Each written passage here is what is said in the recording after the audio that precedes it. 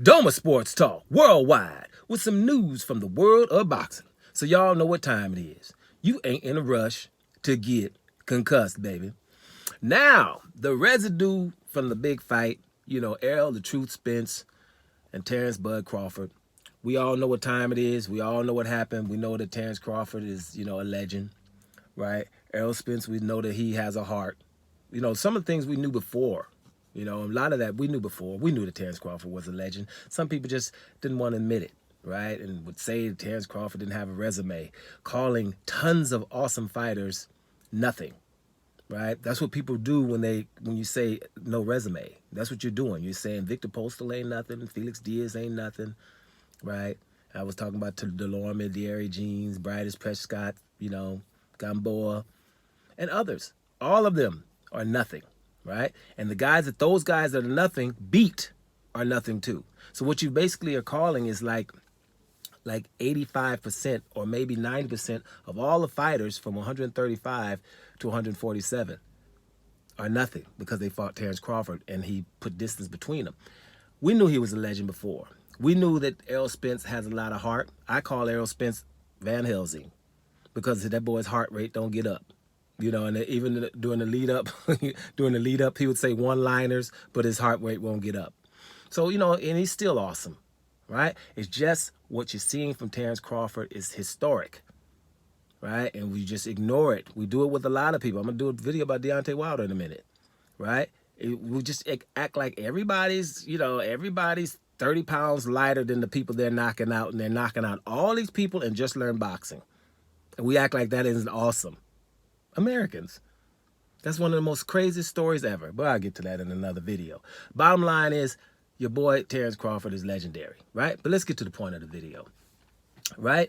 The trainer, Bomac, from Terrence Crawford, right? Bad dude now. We can't just act like it's all Terrence Crawford. It's his team. Bomac said it too. The whole team handles their business. So, but Bomac said something about Errol Spence that I think we're going to have to pay attention to.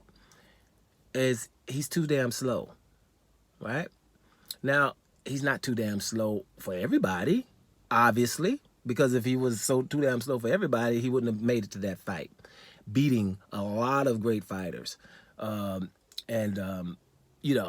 beat pretty much everybody except for Terrence Crawford. So he's probably too slow for him. The reason why I'm saying something that I think that is too slow, and I think they need to be careful about taking a rematch right away. I'll get to that in a minute. But Manny Pacquiao said the same thing about him, right? That's why Manny Pacquiao fancies his chances against Errol Spence the whole time and not against Crawford.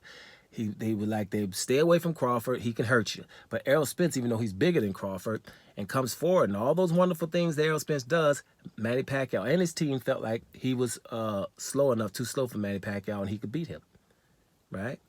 So with this with this speed issue that Errol Spence has, I don't really think he should be fighting Terrence Crawford right next in a rematch. I don't give a damn if it's in 147 or 154. But if it's at 154, then it shouldn't be for all the belts, because 154 is not 147. You understand what I'm saying? It's not, it's like, so what we're going to do, we're going to release the belts or relinquish them or something and then fight at 154, because 154 is the junior middleweight division, right? 147, right? I would suggest if they go, just because it's a weight issue and they need to go up a little bit, then maybe 149, so we can still call it welterweight. 154, you're damn junior middleweight, one more pound, 155, then you're a middleweight. Ask Canelo. So when you look at it like that, they need to fight at 147 or 149 or something like that. Or if they take it all the way up to 154, then it's not for the undisputed belts. Then the belt stays in Terrence Crawford's hands. That's what would be my suggestion. I, though, also suggest that Errol Spence do not fight Terrence Crawford right now, because you don't want your legacy to be, destroyed. You don't want to get destroyed twice from Terrence Crawford. It destroys the rest of your legacy. And then people will start saying, well, he didn't fight anybody hard before then, and that kind of stuff. You don't want that to happen to Errol Spence. I think Errol Spence needs to, if he wants to go up there and get a decent touch, a la Canelo, fight you a Yildirim, fight you somebody who's at 147 and bringing them up like Amir Khan, fight an old Cotto, you know what I'm saying? Fight a John Ryder, You know, something where they're not the very best and we all damn know it, right? And because you're Errol Spence, you'll be able to do it just as like anyone else is, or Canelo.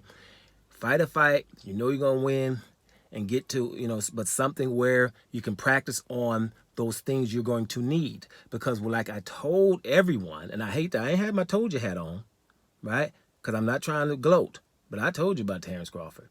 I've been telling you the whole time. You know, it's ridiculous. And it's very simple. My reasoning that Terrence Crawford was going for Terrence Crawford versus Errol Spence were simple. Very simple. Is because Terrence Crawford came from 3 weight divisions. We've seen him smaller, we've seen him the same size, and we've seen him bigger than fighters. And we've seen him have to do certain things to win these fights because he ain't bigger. Errol Spence has been able to have the same tactic because I'm bigger and I'm coming forward. I was saying Errol Spence, I can judge him like Terrence Crawford when he goes up to middleweight, his 3rd weight division, and he's not pushing people around and he has to do other things. Now, we saw in that fight against Terrence Crawford, whoa, how good is that head movement going to be? How good is that defense going to be? How good can you get in and out quick? That foot movement, foot speed, right?